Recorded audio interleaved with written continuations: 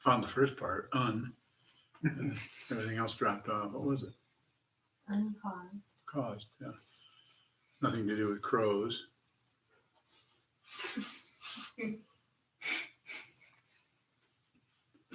Uncaused, uncreated, unsourced. There isn't anything beyond this and that. Just more this and that, as long as that is what you're looking for. So it's so simple that it's extremely difficult for human beings because they're so attached to this and grasping at this and rejecting that and fighting. They might have all kinds of really good ideas about how great they are and how wonderful and how clean and pure, but it's a relative situation. Ultimate purity is just words.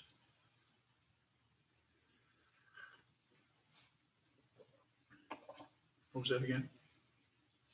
Uncaused. Thanks.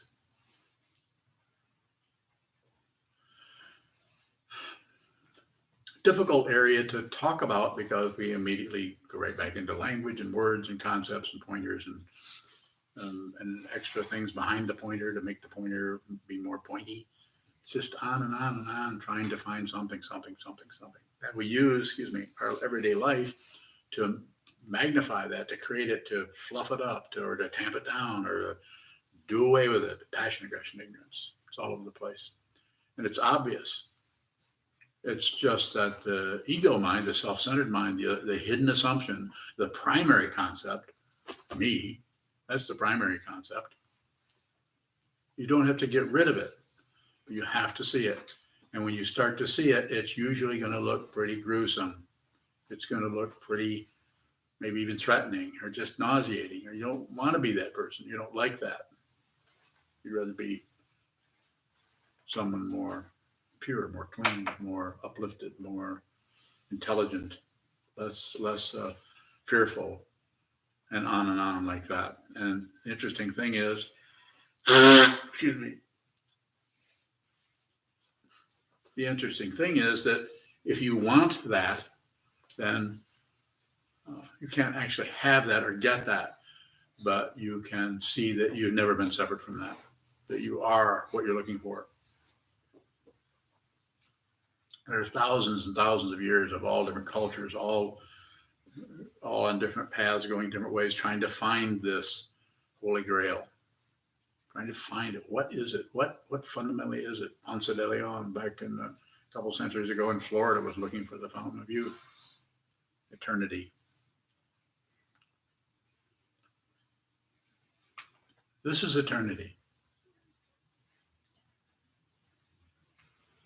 But what we do is, instead of just seeing that, we cover it up with ideas and concepts about it. Even for me to even say that is blasphemy. Or maybe it's not blasphemy. Maybe it's, what's that other word, that blasphemy? Heresy. Really bad, huh? Heresy? Yeah. That one. But you have to say something. At least that's what I was told. So when you're sitting facing the wall, mainly that's the practice to do. If that starts to migrate out into what is commonly called meditation in action or post-meditation, then just watch it migrate. Do not encourage it.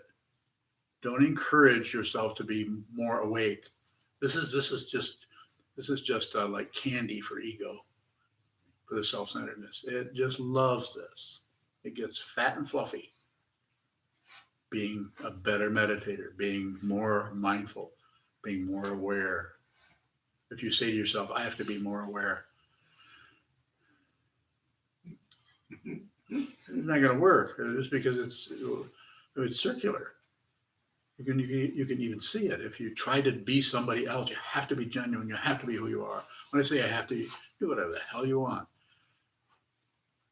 Migrate to, what do they used to call that place? Borneo. Borneo. Huh? Unborneo. Robert, that's very helpful. I'm That would be doing real everything I can. Sometimes I don't think I would appreciate it. I really appreciate that. I'm Borneo. Can you do the same thing with Sumatra? I'm waiting. On Sumatra? No, you can't do anything with Sumatra. What is it, Sumatra? Okay. Enough of that. I'm the sit-down comic here. So what am I pointing at? What am I saying? What am I encouraging? I'm saying, look at who you are. Look at that. And when you have a negative emotion come up, rather than the impulse to just shove it down with some kind of aggression or even dismiss it or disregard it or distract yourself or avoid it by looking at something else or emphasizing something else or blaming yourself. I'm never going to get this by using concepts. I'm never going to get this. This is never going to work. I don't even know why I'm doing this. Or maybe I need to sit more. Maybe I'm sitting too much. Maybe I have the wrong teacher. That's a good one. Find another one. We continually abandon the very path that we are endeavoring to follow. This is why maybe not everyone, but some of us need vows so that we try to get out of this squirrel cage. You are the squirrel cage. You're the squirrel cage. You're the movement. You are. And of course, you aren't. Can't separate. Anytime you can emphasize, but at the end of the emphasis, everything collapses. This is done with awareness. This is not done with a thought process, though we need just like you need, as a common metaphor is you need the raft of the Dharma to cross the stream of samsara, the river of samsara, river Styx.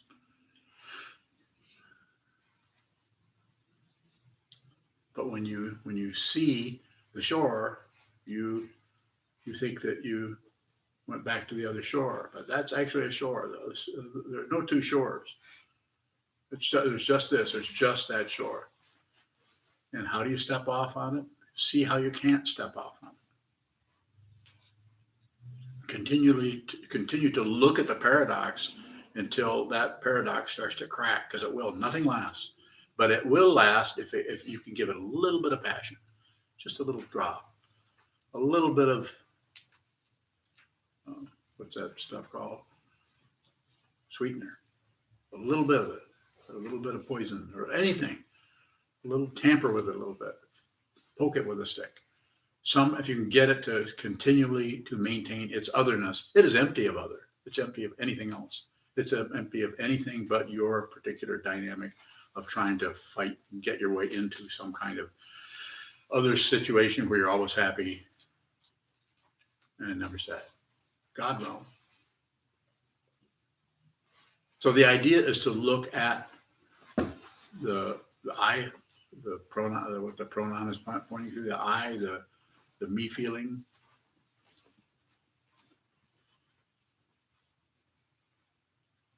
And one of the ways, something that will take you right to that is any kind of emotion, feeling, thought pattern that is haunting you or bothering you or seems to be spinning or is rough and ready. Just use that. That's a Dharma gate. Use that. I can say use it. Be pragmatic about it. Use that and say, what's just behind that? Be it one way of saying, what is it pointing to? Or who? The other way is who is having this experience? Is there someone that's actually feeling like crap, or actually someone who is depressed? Is there a depressed person, or is it just depression? Don't necessarily have to get rid of it. Sometimes I've said to people, especially people in drug and rehab places, or people that aren't particularly Buddhist, not interested in the Buddhist path, but want to use Buddhist meditation as an awareness practice or tool. I've said it to those here also, give it another name. Keep changing the name of it in your mind. You don't have to do it to others, but change it. You don't have to be ridiculous and call it something totally the opposite, but you could do it so it doesn't have any connection with it at all, and then stick with that for a while. go about your business. And when you start to feel what you've been calling depressed, call it Polish sausage. Remember, you're trying to be funny. And I can tell I'm not being funny because the only person smiling is, what was your name again? Huh? Sato.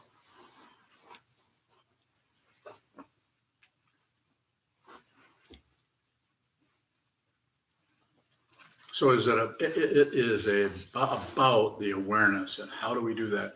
Sit as much as you can, sit a lot. And then when you get up off the cushion, watch the way the awareness doesn't seem to, the awareness that you had just observing. That, notice the way it kind of collapses and you don't have the awareness that you thought you would have. And you notice that the awareness is more aware of how crappy you feel, or maybe how much difficulty you're having. Or you might be saying, after all this meditating, it's like me fasting for 5 days and gaining weight. What? They're very similar. I mean, it's not exactly similar, but it's like that because the expectation happens all over the place.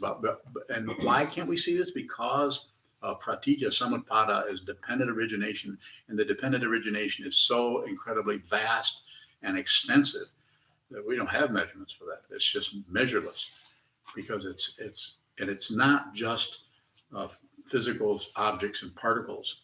It's deep levels of consciousness. Just like we have a kotsu moving through space, and we have a thought and emotion moving through the space of our minds. Simply put, might not be exactly that way, but it's another form. This is a form, and it's a still form, but it's just a more subtle form. It's and there people who have studied this have different kinds of names for this. You can use those if you need to. You can do tantric practice if you need to. I'll help you. I'll get you started if you want to do that. I don't think it's necessary, and that's not because I've done every tantric practice there is. I haven't, but I've done enough to get an idea of what's happening there. And I would say, I think maybe some people need to do that, and they're probably actually talking to a lama.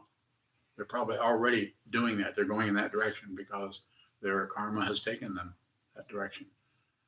But if you're talking to me, then more or less, my understanding of it would be, unless you feel otherwise, and if you do, then that's your karma. But I would say you can just look at it. Look at your mind. We need all this structure so that we can continue to have this environment, this mandala, this container, so that we come in here, we sit down and watch what moves. And that may be a bunch of miserable thoughts or emotions or feelings that we just need to observe them. And the observing of that means that you will also see when you have a slight opinion about something, or a slight judgment of something, or an agreement. That's just as dangerous as agreement. Picking and choosing is a disease of the mind. Isn't that the Sinzin Ming? The heart mind of Sosan. Read that 500 times or a little more. He was just direct, even though it's translated into Western English language, still the meaning of that comes through. Just look at it. It's so simple, and yet so incredibly difficult because of the passion, aggression, ignorance, and the fixation on the primary concept, me. And then the secondary one is other. And so when this starts to fail, we build this one up. And that's actually part of the path. When this one of the ways you can work with this one is to help everyone. Notice your own negative feelings, other people's happiness. Even if it's relative, they don't have to be a Buddhist. This doesn't mean you have to go out and empty your billfold to everyone who has a cardboard sign with crayon markers on it. But it does mean you could do a little bit of extending yourself towards someone else, especially somebody that is difficult. I don't mean go and talk to Charles Manson. That's too difficult.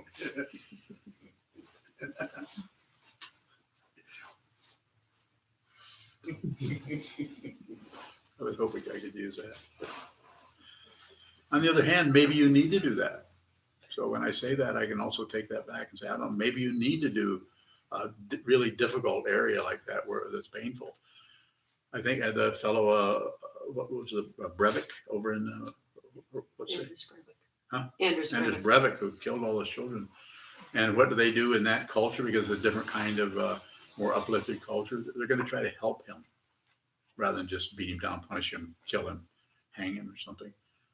So just interesting the way causes and conditions start to show up in a culture like ours is happening to be is doing right now in terms of so much difficulty and confusion and arguing about just people that just want to be happy, and they're going to squeeze their happy out of someone else until they die. It's heartbreaking to see, but you can't fight with it, just like you can't fight with your own negativity. Don't go to war with anything. This doesn't mean don't defend yourself.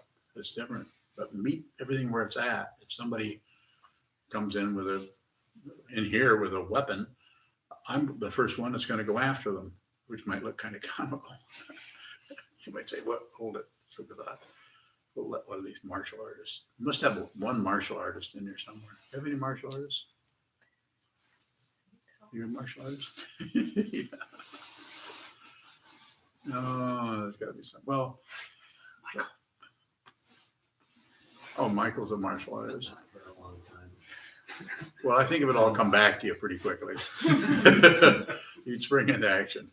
I've seen my son Mason, who doesn't practice much anymore, but I've seen him find his lost kung fu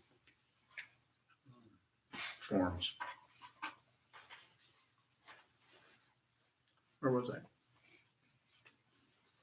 Springing into action. Boing. Just meet it where it's at. If you do it, if you think about it ahead of time too much, but then again, even thinking about it ahead of time could be meeting it where it's at, as long as you don't do anything about it. So have the negative thought, have the intense, raw, rugged emotion go through you, and then watch it, because that it's not that won't lead to something else, but call patience. Look at it. I watch people do forms, listen to people do forms, and do the forms myself sometimes, without and feeling some aspect of the form seems to be have less balance to it, or has more negative energy coming out of it, depending on the person or the whole situation. You and I were talking about that earlier. And it's not about doing anything about it. Wait, there might be a time when you actually do something about it, but it would be good. It would be better. It would be excellent. It would be basically good if that activity coming out of something that is observed as negative, that you spend a lot of time just looking at that and watching how much of that. I'm not talking about evaluating, because all you have to do is look at it. It's just like, what's that old thing they used to say? It's like watching paint dry. That's a pretty good image. You can actually see paint dry. Okay. No. So if it's intense negativity, it's not quite as boring as paint drying. It could even be somewhat entertaining. You see that, especially if you're not locking and loading and getting out your samurai sword. You could actually just observe the negativity come up that was triggered by somebody else that's arising in your mind stream, or that was just arose in your mind stream with no apparent trigger, or there's partially that and partially the trigger, and then what it is that sees that and witnesses that. This has to be very minimalist, or very it's not something. So, but I'll say it this way, that what sees that is not separate from what it is seeing, yet it is not the same as what it is seeing. And this is called uncaused. God.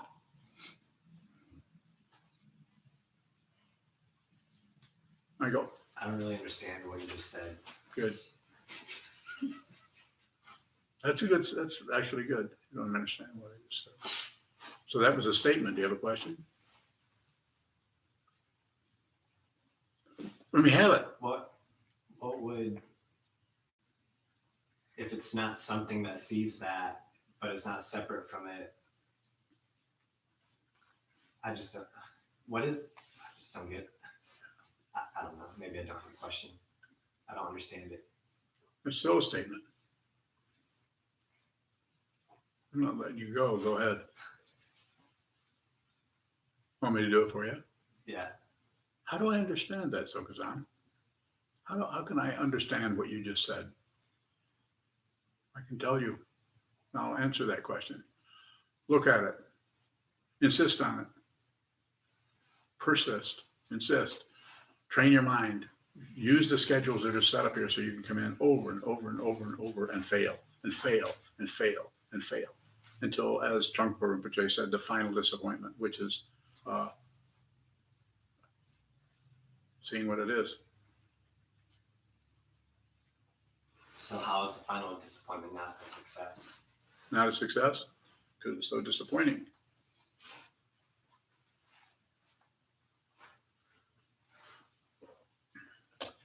So I could say it this way. It could be, in a sense, could be successful, but there would be no one having success, no one celebrating, no one doing anything with it. It would be ordinary. It's called, what is this called, Robert? One taste. That's pretty good. Rochig. One taste. It's just this, just this. It's just ordinary mind.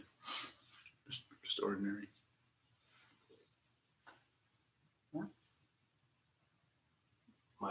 Michael Bowing, what's the difference between being neutral about a situation, like negativity arises from a trigger, and you just have a neutral or ignorant feeling towards it? What's the difference between that and seeing what it is? There won't be any position involved, which means that whatever is occurring, you are not separate from it. So if it goes up, you go up. If it goes down, you go down. If it turns red, you turn red. If it turns blue, you turn blue. So you're not separate from what you're seeing. The observer and the observer have those two concepts are pointing at something, and what they're pointing at has collapsed just after the concepts about them have collapsed, or at the same time. So the observer and the observed, well, you know what I'm saying. So therefore, there's no conclusion, and there's really no occurrence, because in order to have occurrence, you have to have a before and an after. And firewood doesn't become ash, as Dogen said, much to our chagrin. So if intense aggression arises from a trigger, if you're not separating yourself from that aggression, how is it that you're just not gonna punch someone in the face or something? That's why it's dangerous. It is dangerous because you're working with intense, powerful energy that's coming out of who knows where. Because the more you meditate, the upside of that is you're meditating, so you're calming down. But the downside of that, you're also opening up to deeper and deeper levels of passion, aggression, ignorance, which I sometimes refer to as past lifetimes. But not everything. It's not necessarily a past life. This is the past. This is the future. There isn't any. This is the past lifetime. It's an astonishing situation. Please don't ignore it. Don't miss this chance. Death comes without warning. This body will be a corpse. Not a negative statement. It's just true. The one grinning is Robert. Yeah, I'm grinning. Now you're grinning. More about that. Ask me some questions about it.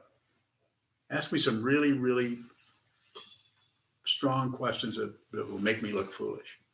Go ahead. I don't have that kind of question.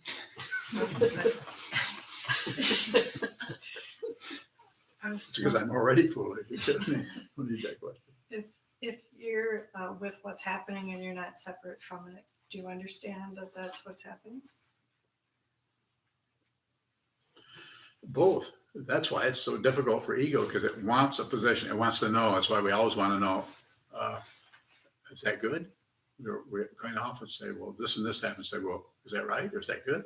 We want a reference point. We are not willing to, we don't have a willingness. And that's because of the ego mind needs, that self-centered mind, that imaginary me feeling, needs something else. And it needs to know, good and bad, sacred, profane, all the polarities, good and evil, enlightened, unenlightened, life and death. That's the one you could look at. Look at life and death. Go ahead.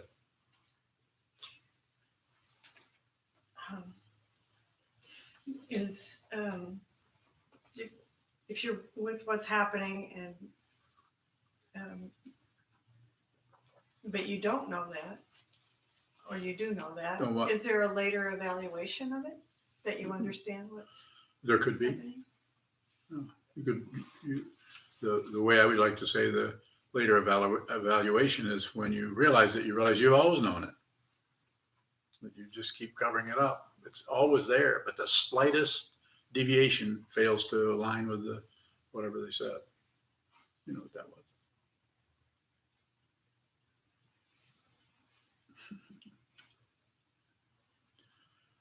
It's necessary to look at the rubbish heap, and which I mean your negative feelings, the crap that sometimes every day or maybe every other day, or maybe it goes away for 2 weeks and it starts to come out. You need to look right at that, uncompromising. Look right at it. That's where you will find the jewel. They use that intense polarity of the jewel and the rubbish heap because the rubbish heap and the assumption that some things are wrong, some things are right. Some people are Buddhas, some people are sentient beings. Constant polarity, we just continually reinforce it. More? I have another question. If you're looking at the rubbish heap and you're being with that, and you become afraid that rubbish is going to take you right out of this mandala, what should you do? So look at the fear, and then trace the fear back to who's afraid. Would be one way. The other way is you may have to dance a little bit in the middle of that rubbish heap. You may have to relax into that difficulty, that smell, that abrasiveness, that prickliness, or that you may have to spend some time in there. If you're as a strong meditator, you'll be able to do that more and more and more. That's the part of the path that's gradual, is being able to work with more and more negativity as it comes up, like talking to someone who is or interacting with someone who is triggering negativity in you, and yet you don't shut down on it. You feel it, and it's intense, and it does not feel good, and you might like it to go away, but you also don't externalize it. You don't go out and get rid of your negativity by blaming someone, or taking that negativity and throwing it on them. And you also don't throw it on yourself as a primary concept. You don't blame yourself. So guilt doesn't arise. Guilt will take the place of that, will show up there. So it's a matter of just continue to return to it, continue to return to it. Anytime it shows up, it's a Dharma gate. And what do you do with that? Not much. You see it, it shows up, you look at it, and you don't necessarily name it, and you don't necessarily interpret it or do any kind of analysis of that. And the process of doing that seems to be watching how much you continually have a spontaneous analysis or judgment, or shouldn't feel that way, or here I go again, or all those other add-ons, post-it notes. More? So that's why I call it a practice. Just practice it.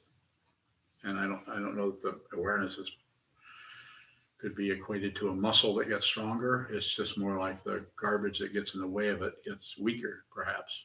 That this stuff that keeps being generated, picking and choosing is a disease of the mind.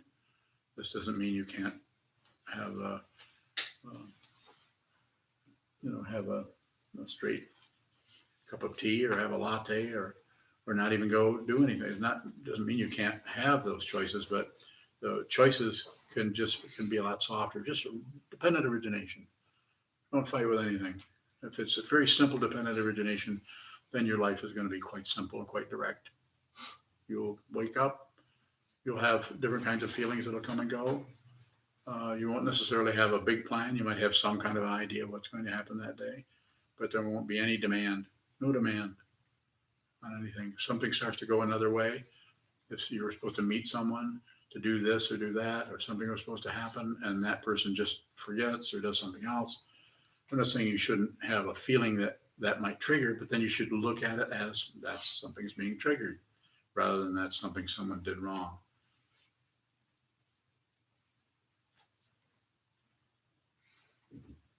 Michael?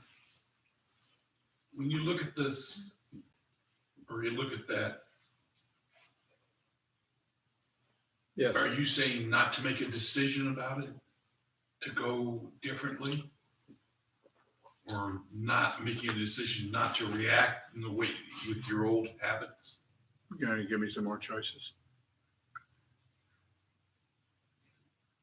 Ask me the question direct. Don't give me a bunch of options.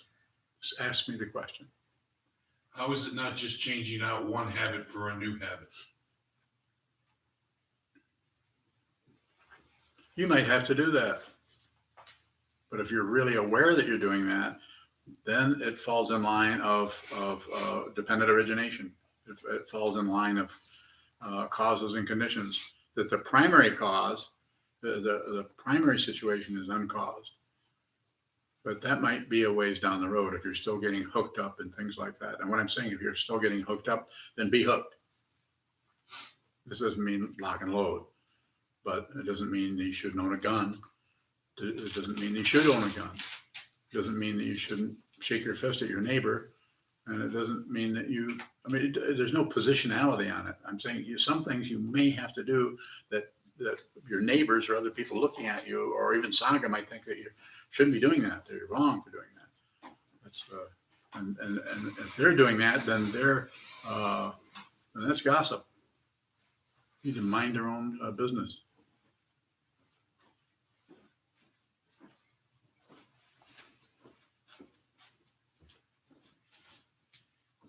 Yes. 2 questions from Greg in the UK. And the first is, how is this our past life right now? Well, simply put, this situation and the situation for you, Greg, being in the UK, whatever your causes and conditions, your mom and your dad and everything, it's all generated from beginning of this time. It's a relative situation that's happening, and it's not separate from everything that's occurred before it. It just shows up differently. Just has a different shape, a different size, different texture, different tone, different volume, different texture. So it's not separate from it. We're the ones who, through our thinking process, isolate ourselves using the body manifestation coming into being as a separate body. Then all the consciousness, the ego mind collects around that and assumes that this is me, this is my hand. This is not your hand. Look at your hand. Was it Greg? Greg? Look at both of them. Look at your hands. Look at your hands. Where do these come from? What are these? What is this? Minus the name hand, minus the name's fingers. What is this? Fundamentally, what is this? Not separate. If you see that it's not separate, then you realize this is just a moment in time, to put it like a romance novel. This is a moment in time. But time is unreal, so therefore it's happening all at once. So, time is the way it's often put is it's subjective. One of the ways to find that out is go to a solitary retreat for a month. Your sense of time will flip around several times, and then it'll return to normal. Lucky us. We get to come back home. Leave the retreat hut off in the mountains.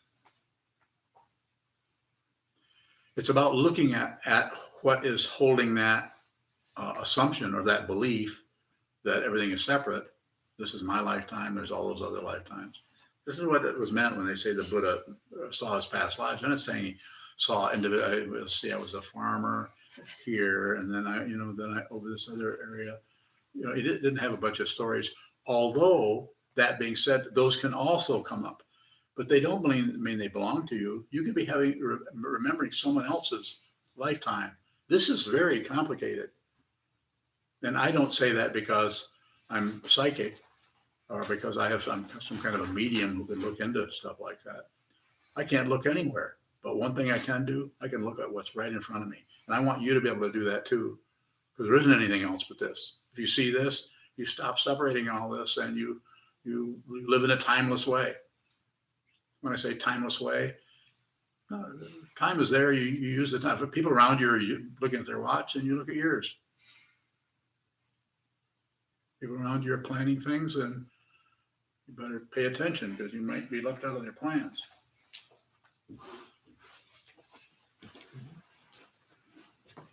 The second question, how do we get out of wanting to become more aware or mindful?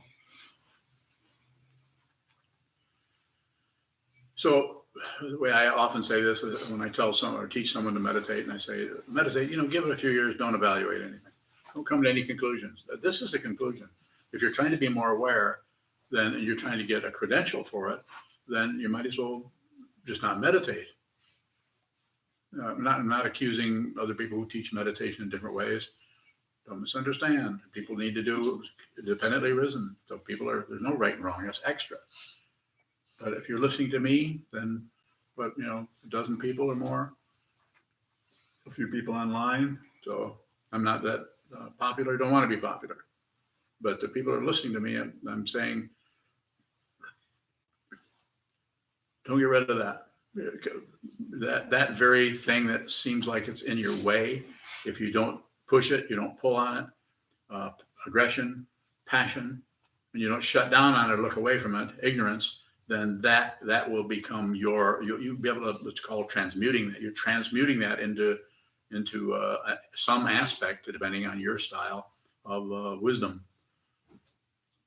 because it's not separate from it. So, but if you push and pull and separate and everything, then the whole thing starts to be more and more disguised and more difficult to see, and looks like there's a relative truth that we should buy into, a mundane path we should follow, and we need to make money, and we need to be a success, we need to protect our reputation, and we need to protect our family, our clan, and so on. We see happening in most of the world these days. It's amazing we've been here this long, especially with all of the what do they call those kind of weapons? Nuclear weapon. Do you know how to pronounce? Nuclear. Not nuclear. Depends There's if actually you're science. opposing Well, there's actually nuclear scientists that say nuclear. That's astonishing to hear someone that has studied that and they can't pronounce nuclear. I hope somebody corrects me and say, no, it's actually, but they say, well, that's the other way of pronouncing it. Like other kinds of fiction. There's two kinds of fiction. Alternate fiction.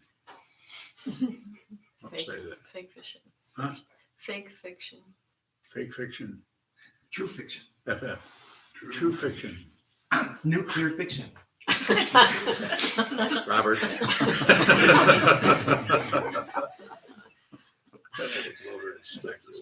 Goodbye today. Nuclear fiction. I like that. Yeah, nuclear fiction.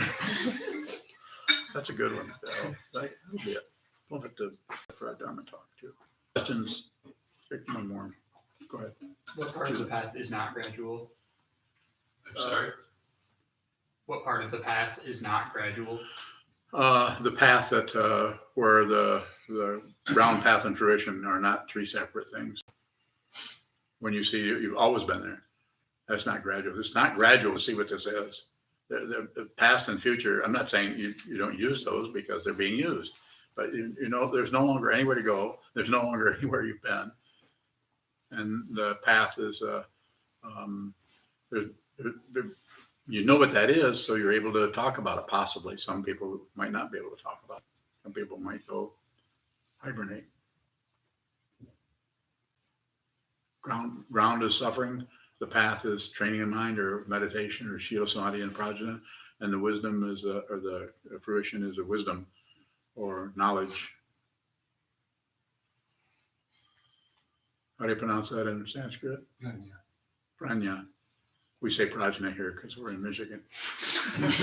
But Bhaskar, who speaks Sanskrit, says Prajna. Whoa. Nuclear. So, And it's fiction. nuclear fiction. Okay. Okay. Thank you, my friend.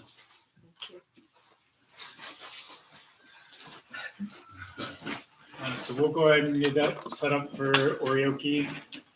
Ian and Danny are going to be the servers tonight.